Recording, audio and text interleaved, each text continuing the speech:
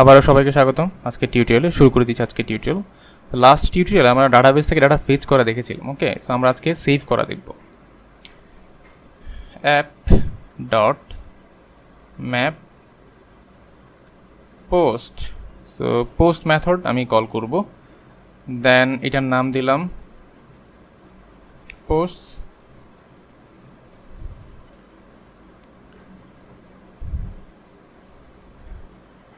So এখানে কি থাকবে, আমার অবজেক্ট আসবে পোস্ট, এবং এখানে আমার ডিবি কন্টেক্সট দরকার।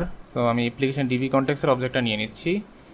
So DB dot post dot add dot আমার যেই প্যারামিটার ডাটাটা আসবে সেটা। ওকে, দেন এটা আমি সেভ করব।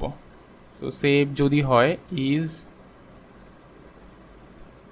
Saved DB dot save change,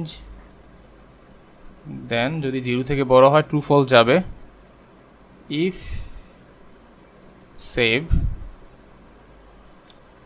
দেন হচ্ছে রিটার্ন রেজাল্ট ডট ওকে, আমি 200 রিটার্ন করব। দেন বলবো post has been saved, post has been saved. আমি একটা মেসেজ দিব, আর যদি সেভ না হয় আমি এখানে বলবো, অথবা ইলস এখানে লেখার দরকার নাই, এখানে আসলে রিটার্ন আমি রেজাল্ট ডট ব্যাড রিকোয়েস্ট দিব। সো এখানে মেসেজটা বলে দিব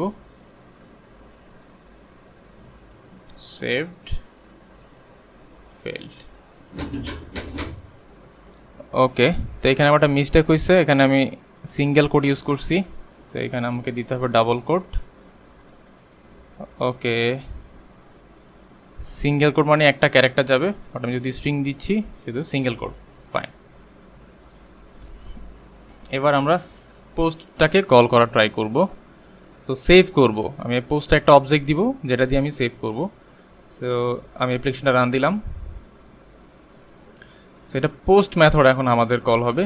সো এইখানে আমি সিলেক্ট করব টাইপ পোস্ট। তো এখানে আমি পোস্ট সিলেক্ট করলাম, পোস্ট মেথড যেহেতু আমরা পোস্ট মেথড কল করব। দেন আমি এখানে ডাটা দিয়ে দিলাম, বডিতে ডাটা দিতে হবে আমাকে। আমরা অলরেডি বলেছিলাম যে কীভাবে আমরা প্যারামিটার বাইন্ড করতে পারি অবজেক্টের মধ্যে। সো এখানে টাইটেল এবং ডিসক্রিপশন। সো আমার পোস্ট যে ক্লাসটা আছে সেই ক্লাসের মধ্যে দুইটা প্যারামিটার ডাটা বাইন্ড করছে, একটা টাইটেল একটা ডিসক্রিপশন। সো আমি এখানে সাবমিট ক্লিক করলাম। Post has been saved, so already data save হয়ে গেল। সো আমি যদি গেট কল করি তাহলে আমি এটা দেখতে পাওয়া উচিত। সো গেট কল করে আমাদের লিস্ট দেয়। তো দেখেন অলরেডি সেভ হয়ে গেল। সো আমি যদি এটাকে 1 দিয়ে আবার একটা সেভ করি, 1 text description 1। So post method call করব। সো আরেকটা সেভ হয়ে গেল গেট। সো দুইটা ডাটা দেখতে পাচ্ছি। ফাইন, তো আমরা দেখলাম কীভাবে আমরা মেমোরিতে এন্টিটি ফ্রেমওয়ার্ক কোড ইউজ করে ডাটা সেভ করতে পারি। সো যেহেতু আমরা মেমোরিতে ডাটা স্টোর করলাম, আমরা অ্যাপ্লিকেশন যদি ক্লোজ করে দিই ডাটাগুলো কিন্তু আর থাকে না। ওকে, জাস্ট টু সিম্পলি এগুলো মেমোরিতে ডাটা স্টোর হয়। যখন আমাদের অ্যাপ্লিকেশন ক্লোজ করে দিই ডাটাগুলো চলে যায়। ফাইন,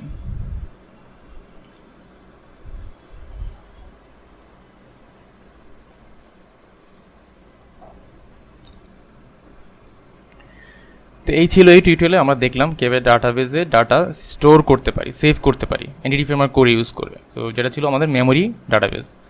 তো পরবর্তীতে আমরা আপডেট দেখব কীভাবে আমরা আপডেট করতে পারি। তো সে পর্যন্ত ভালো থাকবেন, সাথেই থাকবেন। আল্লাহ হাফেজ।